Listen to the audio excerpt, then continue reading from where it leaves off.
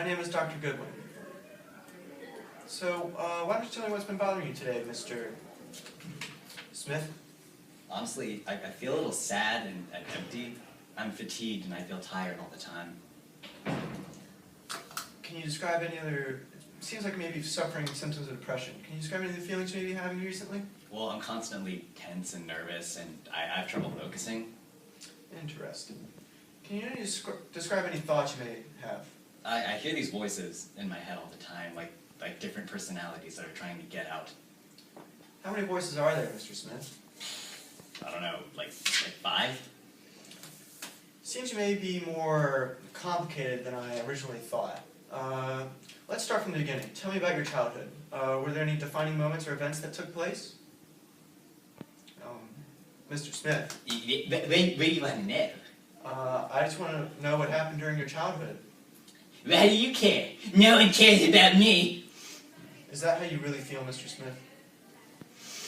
Ha ha ha! You are so soft. A true warrior never talks about his feelings. When I was a young lad, my parents were killed by a barbarian. But did I cry? No! Tybalt kept fighting like a true warrior. Is that how you really feel? Like you're always fighting against the world, against yourself? What am I doing here? Where am I? You're here for therapy, Mr. Smith. Therapy? And who is Mr. Smith? I am Vladimir Asarov with the USSR on a top secret mission. My orders were to remain here in America as a sleeper agent until further instructions were given. Someone must have drugged me and taken me here.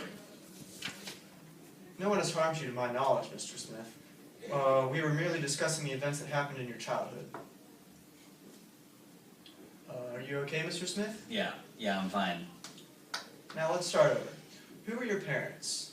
My parents were Alexander and Elisa Smith. Good. Now can you describe to me what your childhood was like?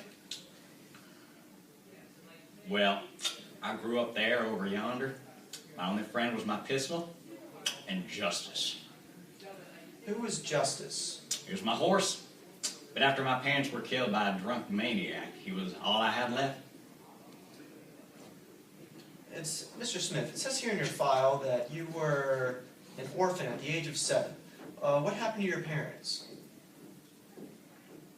My parents were free souls, friend. When I was just 7 years old, I saw their transient bodies lose their lives and witnessed their beauteous spirits ascend to the celestial heavens above. Mr. Smith, are you saying you witnessed your parents' death? Were you in the car when the drunk driver hit the car? What's wrong with me? It's going to be okay, Mr. Smith. It's not definite yet, but I do believe you are suffering from dissociative identity disorder. This is a rare disorder, but it is treatable with some long-term therapy that you can do with me, and some medications could be described to help counter depression and anxiety you may be experiencing.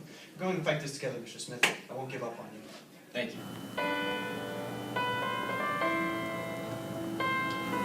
Dissociative identity disorder is a mental disorder characterized by identity fragmentation rather than a proliferation of separate personalities.